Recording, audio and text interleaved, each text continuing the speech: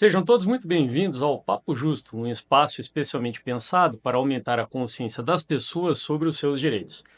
Se você é proprietário de um bar, de um restaurante, de uma cafeteria ou daqui a pouco é proprietário de um hotel, se você é um trabalhador que está na informalidade e gostaria de ter um contrato de trabalho, ter uma maior estabilidade, garantir mais direitos para você, se você é um trabalhador que eventualmente não gostaria de trabalhar para um único empregador, que gostaria de manter vários contratos de trabalho para vários empregadores diferentes. Se você está numa dessas situações que eu falei até agora, o Papo de Justo de hoje é especialmente desenhado para você, porque hoje vamos falar sobre o trabalho intermitente. Essa possibilidade de contratação que surgiu com a reforma trabalhista em 2017, que incluiu o artigo 452A na CLT. Quando o trabalho intermitente surgiu, ele, de certa forma, gerou muita discussão. Do ponto de vista dos empregadores, era algo que os empregadores queriam, porque a depender da demanda desse tipo de negócio, como bares, restaurantes, hotéis, o empregador percebe que ele tem uma maior demanda em alguns dias da semana, e em outros dias da semana ele tem uma menor demanda. Então ele percebe que ele precisaria de mais trabalhadores em alguns momentos da semana, mas que ele não precisaria desses mesmos trabalhadores em outros momentos da semana. Então, um trabalho que fosse intermitente, que fosse de acordo com a necessidade de convocação do trabalhador, era algo que interessava muito, principalmente essa rede de hotelaria, de bares e restaurantes, né? Do ponto de vista do trabalhador, também existe muitos trabalhadores que estão na informalidade e que gostariam de ter uma relação um pouco mais estável, de ter uma garantia de ter mais direitos reconhecidos, né?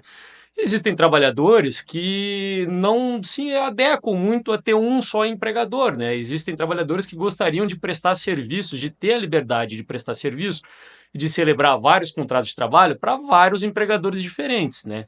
Então, de certa forma, para se garantir essa vontade de alguns trabalhadores e tal, e também atender as necessidades desse tipo de negócio que envolve bares, restaurantes e hotéis, o artigo 452A da CLT, que prevê o trabalho intermitente, foi criado, né? Isso gerou muita discussão, porque alguns estudiosos do assunto pensavam que, de certa forma, seria a condição do empregado perdendo alguns direitos, do empregado ganhando mais insegurança, né? Do empregado que não saberia mais qual seria a sua renda no mês, que teria dificuldade para comprovar a renda e tudo mais. Então, essa questão foi levada ao Supremo Tribunal Federal e no julgamento das ações diretas de inconstitucionalidade 5826, 5829 e 6154, o Supremo firmou posicionamento majoritário no sentido de que o trabalho intermitente é constitucional. Ou seja, hoje nós temos já uma certa garantia jurídica, uma certa certeza de que esse tipo de trabalho vai ser reconhecido pelos tribunais e que é um trabalho constitucional, né? Se a gente olhar para o voto do ministro relator dessas ações no Supremo Tribunal Federal, a gente vai ver que ele cita justamente essa ideia de que o trabalho intermitente seria importante porque muitos trabalhadores estão na informalidade. E esses trabalhadores que estão na informalidade, se eles conseguirem celebrar contratos de trabalho intermitente, eles vão ter uma posição jurídica melhorada, né? Porque eles vão ter garantidos a eles direitos como 13º proporcional, férias proporcional, descanso semanal remunerado. Então, de certa forma, seria uma ideia de melhorar a situação de quem está na informalidade. Então, se você está numa dessas situações, se você é um empregado que se interessa pelo trabalho intermitente, ou se você é proprietário de algum negócio que possa vir a utilizar um trabalhador nessa condição de contrato de trabalho intermitente, esse papo justo de hoje é bem pensado para te dar ali alguma ideia de como isso funciona na prática, né? Então, como é que funciona isso na prática? Na prática, o empregador celebra com o trabalhador um contrato escrito e faz a anotação da carteira de trabalho e previdência social da CTPS digital do empregado, né? Nesse contrato escrito vai estar lá previsto o valor da remuneração que vai ser paga ao trabalhador, das formas de convocação, dos períodos de resposta, como é que isso vai funcionar na prática. O que a lei diz? No artigo 452A da CLT diz o seguinte, diz que o empregador deve convocar daí o trabalhador com 3 dias de antecedência. Ou seja, o empregador vislumbra que naquele final de semana, na sexta-feira, no sábado, ele vai ter um aumento de demanda, ele vai precisar de mais trabalhadores, então ele convoca com 3 dias de antecedência o trabalhador intermitente. Esse trabalhador tem um dia para responder se aceita a convocação ou se não aceita a convocação. Ele pode escolher se ele vai aceitar a convocação ou se ele daqui a pouco ele já assumiu o compromisso de trabalhar para o outro empregador também num contrato de trabalho intermitente, né? Mas se o empregador convoca e o trabalhador aceita, o que, que acontece? Daí o trabalhador comparece no dia combinado para trabalhar e se uma das partes furar essa negociação, o que ficou combinado, ou se descumprir isso que ficou combinado, vai ter que arcar com uma multa de 50% da remuneração que seria devida ao trabalhador.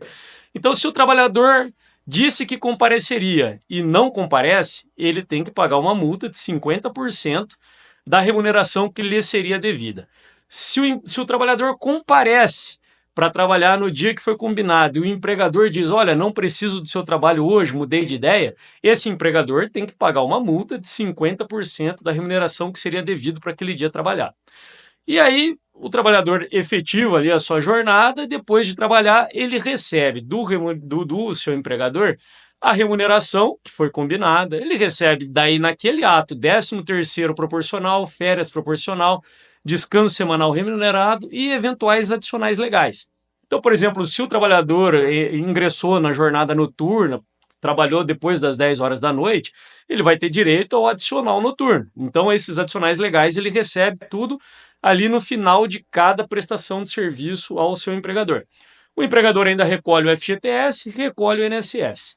Também é de se observar que esse empregado não pode receber menos do que outros trabalhadores que trabalham de forma ininterrupta para a empresa, né? Então ele tem que receber igual a esses trabalhadores, né?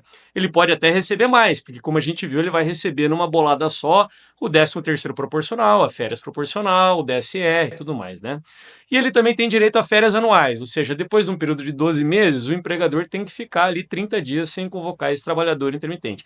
Então a gente viu aqui que a mecânica é muito simples, né? A mecânica de funcionamento do trabalho intermitente é pensado para ser muito simples e, de certa forma, atender à necessidade de setores específicos da economia. Então, o empregador, recapitulando, o empregador firma o contrato escrito, anota a CTPS, convoca o trabalhador com 3 dias de antecedência, o trabalhador tem um dia para dizer se comparece ou não.